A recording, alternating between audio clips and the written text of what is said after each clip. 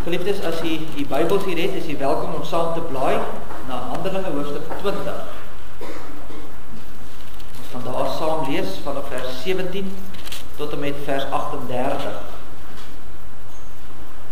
Die opskrif sê, Paulus spreek die ouderlinge van Efese toe. Ons gaan nou hoor, gaan oor ouderlinge wat aangespreek word, en ons gaan vanmôre ouderlinge bevestig hier in die ambt, so hulle moet besonder luister, maar dit is ook vir die res van ons. Ons kan ook maar luister, maar dit gaan hier oor wat behoort in die kerk te gebeur. Handelinge 20, vers 17 tot en met vers 38. Voordat ons saam luister na die woord van die Here, en vra dat ons oë sluit, en bid ons saam.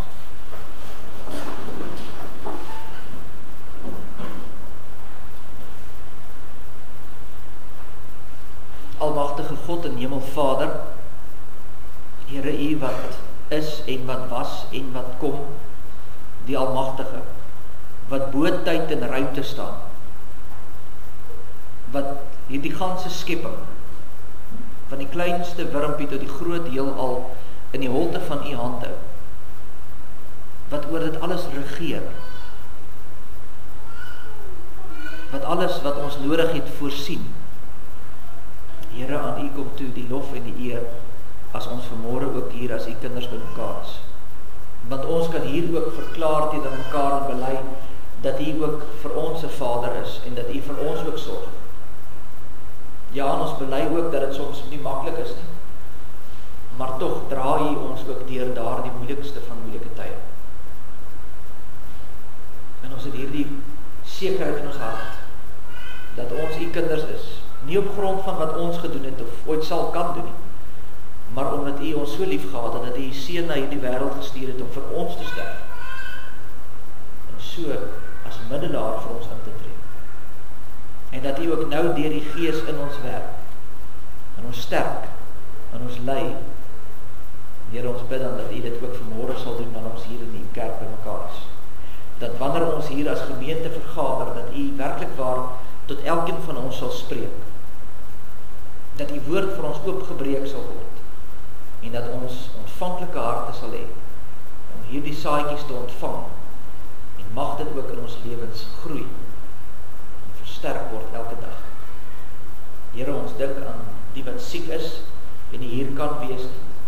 Ons het gehoor van die afgelope week se operasies, oor Ad, C, en die Bens Lester, dan is Jeanette Burger, om Jan Fourie. En ons dankie dat dit met hulle onder omstandighede goed gaan. En ons dra hulle in besonder vanmôre aan U op, en vra dat U hulle sal aanraak, sal genees ten volle. Maar hier is ook baie van ons wat hier sit vanmôre, wat geestelik siek is, wat worstel met dinge. Here, ons bid en vra dat U ons sal krag gee, dat U ons sal bemoedig, dat U ons sal genees, dat ons hierdie dinge wat oor ons pad opkom, dat ons daar sal staande bly, en die goeie stryd sal bly veg. Here, ons bid vir soveel van ons lidmate wat al 'n bietjie met verlof is, hierdie naweek so 'n bietjie weggegaan het ook, wanneer die skole nou in die komende week sluit, sal weggaan. Ons bid en vra dat U met elkeen sal wees op die pad, dat U hand van genade ook oor elkeen sal hou. Here, wees met ons, en dat ons ook U sal opsoek, dat ons nie sal vergeet van U, dat ons sal getrou bly aan U woord, en dat ons Sondag na Sondag steeds sal kom, om U woord te hoor. Here, ons vra dan nou, dat U met ons sal wees, as ons stil word rondom U woord, dat U dit nou vir ons gemoed sal rustig maak, dat ons ook sal hoor wat U vanmôre vir ons wil sê. Ons bid dit, in die naam van ons Here Jesus Christus alleen. Amen.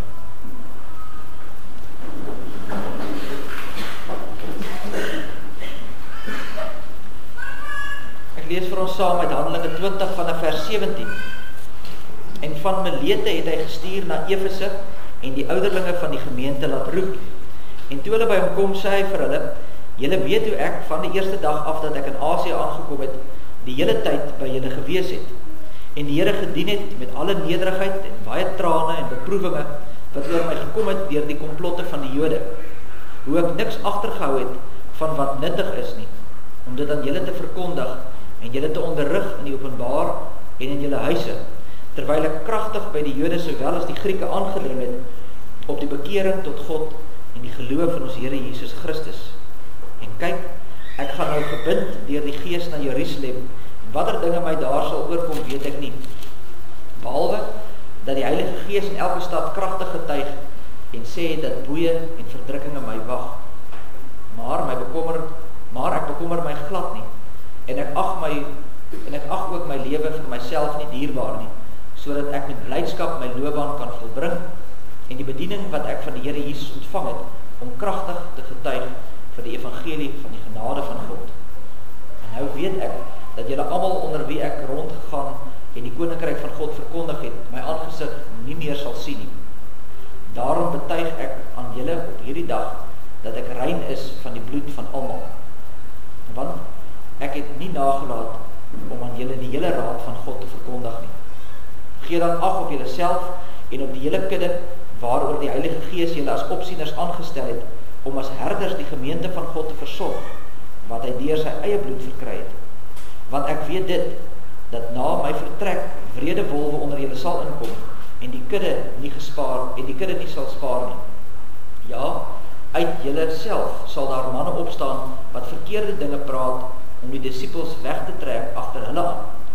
Daarom moet julle waak en onthou dat ek 3 jaar lang, nag en dag, nie opgehou het om elkeen met trane te vermaan nie. En nou, broeders, dra ek julle op aan God en aan die woord van sy genade, wat magtig is om julle op te bou en julle 'n erfdeel te gee onder die geheiligdes. Niemand se silwer of goud of klere het ek begeer nie, maar julle weet self dat hierdie hande voorsien het in die behoeftes van my en die wat by my was. En ek het julle in alles getoon dat ons deur so te arbeid die swakkes moet help en die woorde van die Here Jesus moet onthou, dat hy gesê het, dit is saliger om te gee as om te ontvang. En na hierdie woorde het hy neergekniel en met hulle almal saam gebid. En daar het groot geween ontstaan van almal, en hulle het Paulus om die hals geval en hom gesoen, veral bedroef oor die woord wat hy gespreek het, dat hulle sy aangesig nie meer sou sien nie, en hulle het hom na die skip begelei. Tot sover uit die woord van die Here. Salig is ons as die woord van die Here hoor, en dit ook in ons harte bewaar. Nou geliefdes, die hoofstuk hier in Handelinge, hoofstuk 20, is 'n unieke hoofstuk in die boek van Handelinge, want in hierdie hoofstuk is die enigste hoofstuk in die hele boek waar dit net gaan oor die gelowiges. In al die ander hoofstukke word daar altyd met die gelowiges en die ongelowiges gepraat, sê wat moet die gelowiges doen, wat moet die ongelowiges doen, hoe moet ons dit hanteer?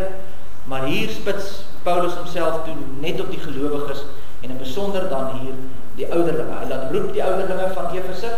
Hy sê, kom, julle moet nou geleer word, ek gaan nou weggaan, julle moet hierdie goed in plek sit. Dis die goed wat julle moet doen, dis hoe julle moet optree.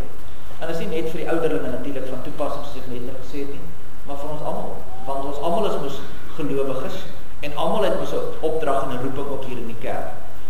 So, ons gaan vanmôre so 'n bietjie by hierdie gedeelte stil staan en sê, maar wat leer Paulus ons oor die kerk? Soos ek sê, en besonder dan vir die broers wat nou hier voor die kansel gaan verskyn net nou, maar elkeen van ons moet hoor. Die kerk is 'n plek van waarheid, in die eerste plek. Die kerk is ook 'n plek van trane, en die kerk is die derde plek, 'n plek van vriende. Kom ek verduidelik wat ek bedoel. In die eerste plek, die kerk is 'n plek van waarheid. As jy kerk toe kom, dan verwag jy om die waarheid te hoor. Dis hoekom ons hier by mekaar kom. Ons wil hoor, wat is die waarheid van alle waarheid, nie? Wat voel jy, of wat dink ek, of wat voel ek oor die saak, nie? Wat is die waarheid oor die saak? En dis wat ons kom doen hier. Ons kom preek die woord, sodat die waarheid aan die mense verkondig kan word. Maar nou waarsku hy in die teks, en hy sê, pas op, daar is wrede wolwe, en hulle kom in die kerk in, het jy gesien, hy sê, selfs van mense onder julle, selfs in hierdie gemeente van julle, sal daar mense wees wat skeef trek en verkeerde goed leer. En hy sê, versigtig daarvan, bly by die waarheid. Die gelowige se roeping is om die waarheid te verkondig. En dis wat Paulus hier doen, hy sê, ek het dit gedoen deur in die publiek te praat, met ander woorde op Sondag het hy gepreek, hy was die prediker daar gewees, maar dan staan hy, ek het dit ook in julle huise gedoen. Ook op huisbesoek het hy gegaan, en hy die evangelie van die waarheid van God oopgebreek en vir die mense vertel, dis die waarheid, dis wat God sê. In vers 18 tot 20 sê Paulus hoe hy dit dan gedoen het, hoe hy hierdie waarheid verkondig het. En hy sê, ek het niks agtergehou van wat nuttig was nie. Niks agtergehou. Met ander woorde, ek het nie teruggestaan nie. Ek was nie bang nie. Ek was nie bang om iets te sê nie. Ek het vir julle reguit gesê, dis hoe dit is. Hier is die waarheid, dis hoe dit moet wees. Nou ons kry vandag in die tyd waarin ons leef, dit baie keer dat mense maar skrikkerig is om die waarheid te praat. Want net nou is jy polities nie korrek nie. En wat sal die mense sê? En wat sal die mense dink? En as ons nou hard praat hier in die kerk, dan gaan die helfte van julle nou volgende week dalk nou nie kom nie. En nou bak ons mooi broodjies, en ons vertel vir julle wat jy wil hoor, streel julle in die gehoor, en dan kom die kerkse mense meer en meer en meer. Ons kan nie dit doen nie. Dis nie die opdrag. Ag, nie net in die kerk nie, in julle eie huise. Hoeveel van julle bly nie maar stil terwille van die vrede? Kom ons sê maar eerder niks nie. Ek wil nie my kinders aanspreek nie. Hulle bly nou saam, dis nie reg nie, maar kom ons bly nie eerder maar stil. Want net word te kwaad. Net skryf hulle my af. Jy sien daai gedagte van kom ons bly maar eerder stil. Kom ons los die dinge maar eerder soos wat dit is. Dis nie die waarheid nie. Jy praat nie waarheid nie. En dis die opdrag hier. Sê ons moet in waarheid mekaar vermaan. Konflik gaan daar wees, verseker. Ons is daar juis om mekaar te help, juis om mekaar op die regte spoor te bring. Ons moet onthou ook dat die Bybelse waarheid gaan almal op 'n stadium raak. Daar's dinge in die Bybel wat jy ook nie van hou nie. Want die Bybel kom nie van mense af nie. Daar's nie 'n kultuur wat kan sê, weet jy, ons aanvaar hierdie Bybel net so. Nie die Afrikaner nie die Engels nie die Duitsers nie, niemand, nie die westerse kultuur of die oosterse kultuur, niemand aanvaar die Bybel net soos dit is nie. Daar's altyd iets wat jy hoor, wat jy nie eintlik van hou nie. Sal dalk nie hardop sê nie, maar jy hou nie van dit wat jy hoor nie. Dit spreek jou aan, want dit is nie mense se woorde nie. Dit kom van God af. En daarom sal almal altyd aangespreek word op 'n manier.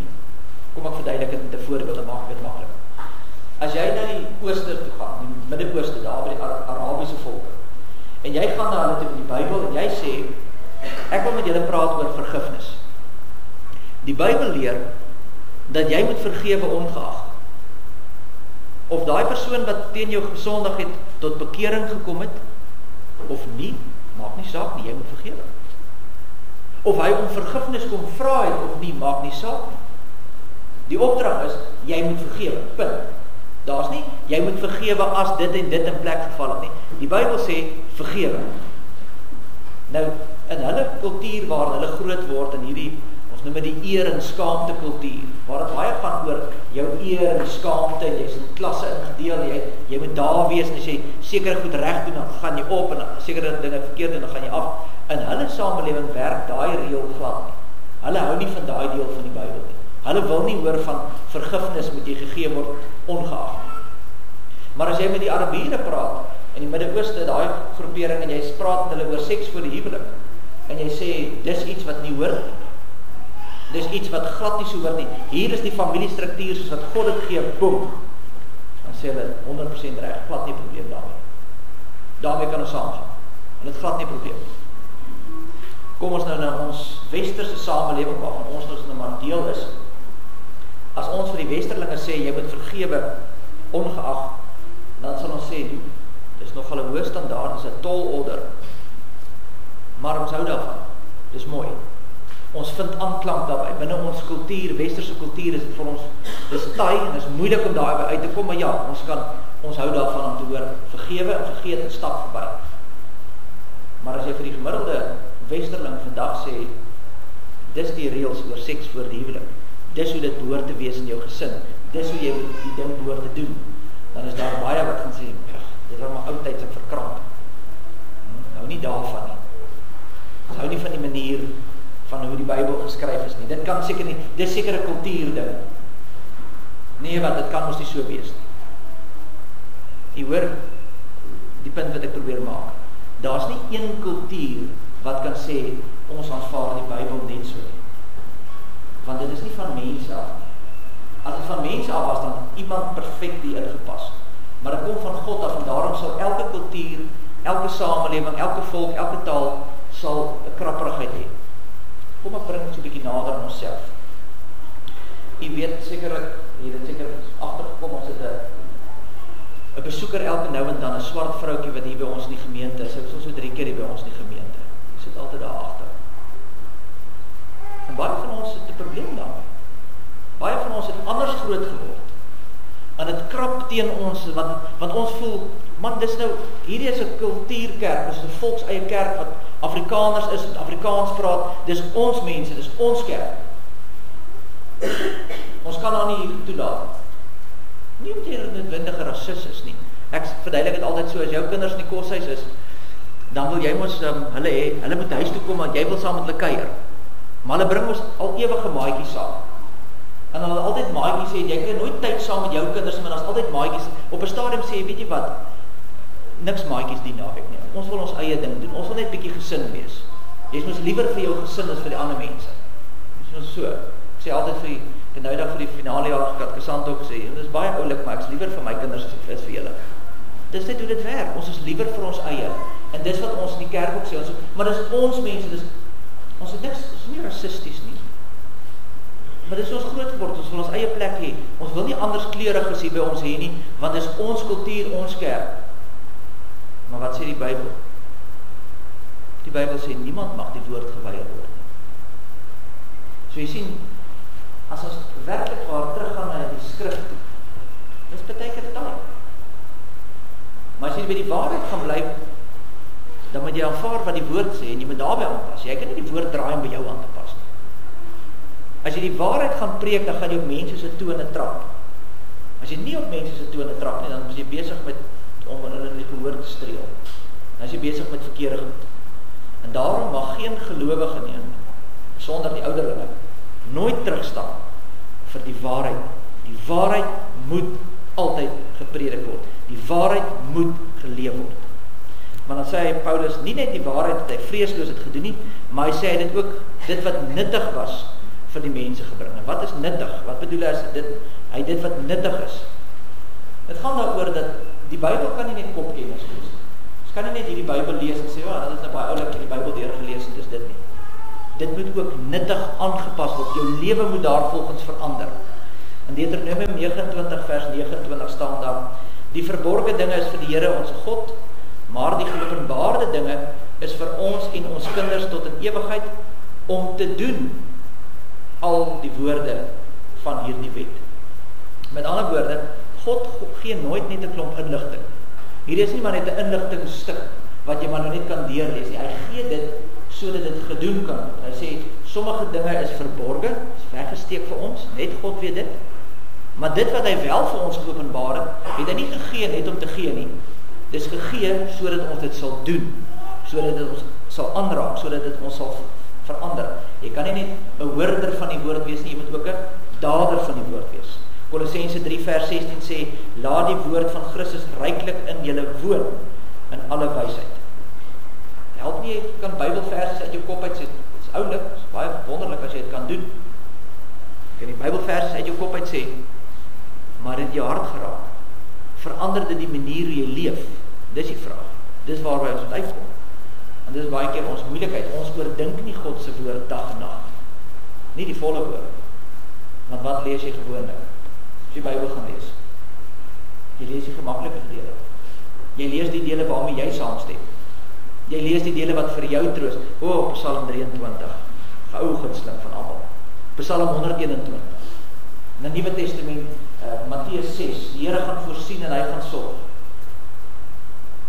Galasiërs 5, Efesiërs 6, en so het ons sulke Filippense 4 vers 4, verbly jou in die Here. Ons het sulke teksies wat ons so aanhaal, en dis die wat ons graag luister, en daar volgens leef ons, maar dit pas ons.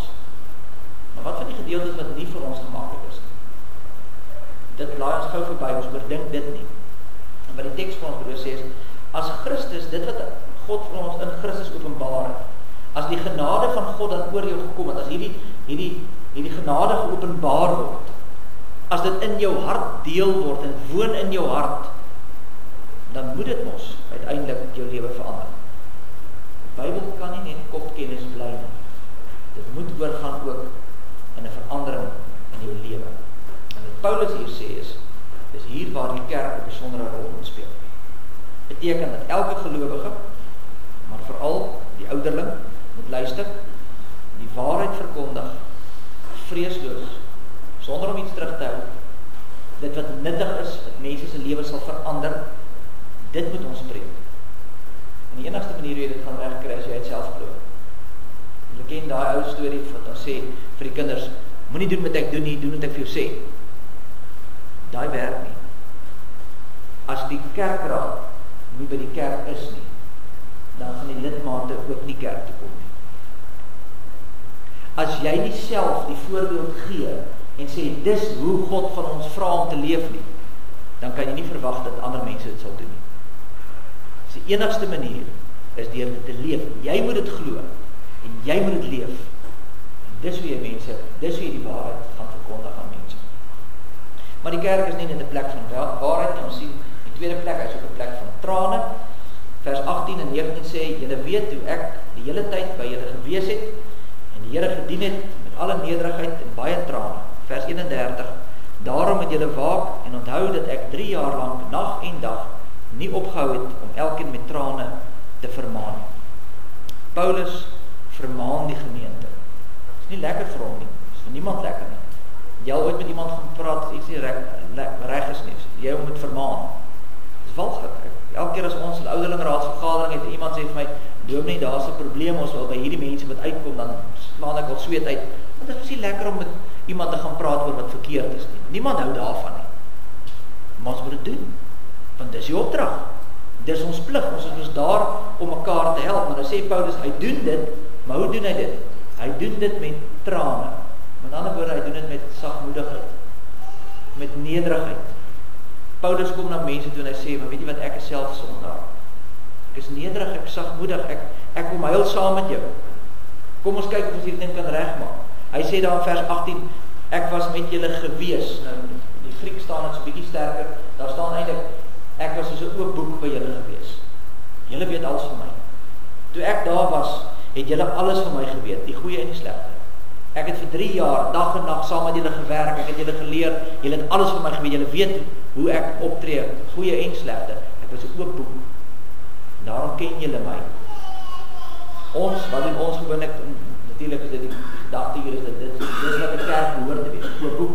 Ons behoort hier oop te maak teenoor mekaar. Hierdie is jou broers en susters in die geloof. Dis die mense op wie jy moet staat maak. En hulle op jou. Maar die meeste van ons steek nie goed weg.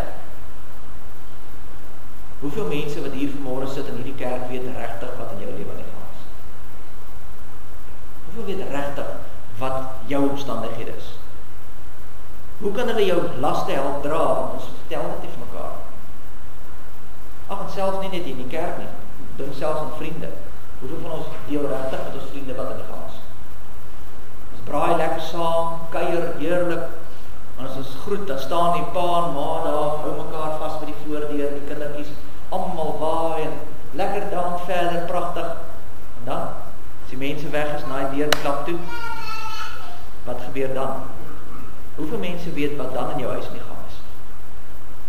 Dis wat die kerk behoort te wees. Daar vir mekaar. Oop boek. Kom ons staan mekaar by, kom ons help mekaar, kom ons vat hande, kom ons help mekaar om die goed wat nie reg is nie reg te maak. Dis wat ons moet doen, maar ons steek dit weg. En daarom kom Paulus en hy sê, maar ek het ook kaarte met julle gespeel, het oopgemaak teenoor julle. Julle ken my. Julle weet ek is nie volmaak nie. Julle weet ek is 'n sondaar en daarom kom ek in nederigheid met trane kom heilig saam met julle oor die sonde wat daar is. Ek kom staan nie en dink ek is beter as jy nie. Ek kom help om probeer wat ek doen in nederigheid.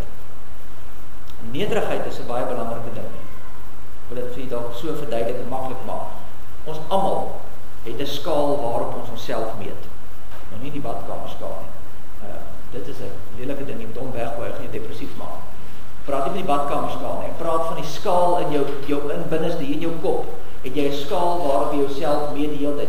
As dit goed gaan by jou, as dit goed gaan by die werk, voel ek goed. As mense my komplimenteer oor hoe ek lyk of wat ek doen of en dit gaan goed in die gesin, dan voel ek in die bokant, dan voel ek, ja, dit gaan goed. Maar die oomblik as daar dinge skeef loop, en dan voel ek nou weer sleg. En mense kritiseer my, en dinge loop skeef by die werk, of by die skool, gaan dit nie goed nie, dan is ek hier in die onderkant weer. En so gaan ek die hele tyd op en af, afhangende van die omstandighede. En ons doen dit baie keer in ons geestelike lewens ook. As ons dinge reg kry, dan voel ons, ons is hier naby die Here. Ek het nou, hierdie maand kon ek my bydrae gee. Ek kon 'n paar goedjies vir volkshulp skenk. Ek het gehelp by die armsorg, of ek het een of ander dingetjie gedoen, en nou lees weer vir die eerste keer in lang tyd, en ek weer begin Bybel lees, nou voel ek, nou is ek naby aan die Here. En dan doen ek weer iets verkeerd, en dan voel ek, nou is ek weer ver van die Here. Nou het ek weer droog gemaak, en nou is ek in die onderkant. En dan gaan ek weer Bybel lees en bid, en dan gaan ek weer op, en dan val ek maar weer, en dan gaan ek weer op. Dis hel. As dit jou geloofslewe is, moet ek vir jou sê, geen wonder as dit vir jou lekker nie. Want dit is op en af, en op en af, en op en, jy sal mal word, kan nie so leef nie. En dis hoekom Jesus kom, en hy kom in die evangelie, en hy breek daai skaal, daai maatstaf van ons, want hy sê, weet jy wat, jy is niks nie. Op daai skaal van 0 tot 100 is jy 'n 0. Jy's 'n sondaar. Jy verdien niks, jy kan niks doen nie, daar's niks in jou wat goed is nie. Maar as jy in my is, sê die Here, dan is jy 'n 100, want jy's 'n begenadigde in Christus. En nou raak hierdie skaal die mekaar, want hy kan nie, want hy is gelyktydig 0 en 100. Dit kan nie wees, nou val die tor af. En dis wat die Here kom doen, hy breek daai skaal, hy sê, gooi die ding weg, want jy is niks nie. Want deur jouself is jy tot niks in staat nie, maar in my is jy tot meer in staat as enigiets. Weet jy wat sy gevolg, as jy dit besef, as jy dit verstaan, dan kom daar nederigheid by jou. En dan kan jy na mense toe gaan soos Paulus, en jy kan sê, weet jy wat, ek kom nie en staan op 'n pedestal, en dink ek is beter as jy nie. Ek kom in nederigheid, ek kom huil saam met jou, oor hierdie sonde. Kom ons vat mekaar se hande en help dit. En dis die beeld wat ons hier kry. 'n derde ding dan, die laaste puntjie, die kerk is dan ook 'n plek van vriende. Ons sien daar in die laaste paar verse, vers 37, lees ons dat Paulus nou weggaan, en dan gryp hulle hom om die hals, en hulle soen hom, en hulle druk hom, en hulle is hartseer, want het is hulle goeie vriend. Ek meen, vir 3 jaar het hy saam met hulle alles gedoen, dag en nag, hy het vir hulle gepreek, hy het hulle huisbesoek gedoen, hy het hierdie pad saam met hulle gestap, hulle ken hom goed, is 'n ware vriend. Die skrywer C.S. Lewis het gesê, mense wat verlief is, kyk na mekaar toe, en kyk in jou verliefde, of jou geliefde se oë in, staan en staar mekaar se oë. Maar vriende sê, hy staan skouer teen skouer, en jy kyk na 'n gemeenskaplike punt, jy het 'n gemeenskaplike fokuspunt. Jy werk saam na iets, en dit wat ons hier ook sien in hierdie teks. Paulus en die ouderlinge staan skouer teen skouer, waarna kyk hulle? Hulle kyk na die Here. Vers 36 sê, hulle bid saam, hulle fokus is op die Here, dis waartoe hulle gaan. Gemeenskaplike fokuspunt, Christus. So wat leer Paulus ons hier van die kerk van Christus? Hy sê, as die waarheid van die woord in nederigheid verkondig word, as ons bereid is om mekaar te vermaan, met trane, met sagmoedigheid, met nederigheid, as ons hier teenoor mekaar oopmaak, en met mekaar deel wat werklik waar ons lewens in die gang is, dan sal dit ons saam bind tot 'n vriendskap, en hier sal ons 'n eenheid wees in Christus. Hier word ons vriende in Christus. Dis wat die kerk behoort te wees. Nou, hoekom lê die Here so klem op vriendskap? Hoekom is dit vir die Here so belangrik? Sal nou juist in hierdie teks, hierdie saak so druk. Want die Here weet hoe voel dit om geen vriende te hê nie. Jy onthou die nag voor hy gevange geneem is daar in die tuin van Getsemane, toe hy vir sy vriende sê, bid saam met my, en een van hulle kon wakker bly nie. Moes hy maar alleen dit doen. Hulle vang hom, en hy word gegeesel en gemartel en uiteindelik gekruisig. Stoksiel alleen. Van die volk het hom verlaat, dat hulle rug hom gedraai. 'n paar dae van tevore het hulle nog gesê, hy is wonderlik. En nou skree die skare, kruisig hom, kruisig hom. Ze wil hom nie hê nie. Daar hang hy alleen op die kruis. Terwyl hy daar hang, roep hy uit, my God, waarom het U my verlaat? Verlaat van die mense, verlaat van God. Hoekom? Nou, die aard van die saak weet ons, omdat hy vir ons sondes betaal het. Maar hoekom doen hy dit ook? Sodat ek en jy nooit alleen hoef te wees. Hy is nou deur sy gees by elkeen van ons. Saam met dit gee hy ons sy kinders, gegee om mekaar se vriende te wees, om daar te wees, juis om mekaar te help, juis om mekaar sterk te maak, juis om mekaar se laste te dra. En as dit so hartseer dat ons baie keer in kerke dit kry, dat daar 'n hoogmoedigheid is, ons kan nie met daai mense vriende wees nie. Hulle is nie ons klas of hulle is nie by ons nie. Dit terwyl Christus juis vir dit gesterf het. Dat ons broers en susters in Christus sal wees. En daarom geliefdes, en besonder die ouderlinge wat vanmôre hier bevestig gaan word, maar die diakens, elkeen van die wat hier sit, weet, ons roeping as kerk is om die waarheid te verkondig. Met trane, met nederigheid, met sagmoedigheid, sodat ons werklik ware gemeente kan wees, die waarheid ken, en dit ons bind om vriende word, sodat ons daar is vir mekaar. Mag die Here ons daarin help. Amen.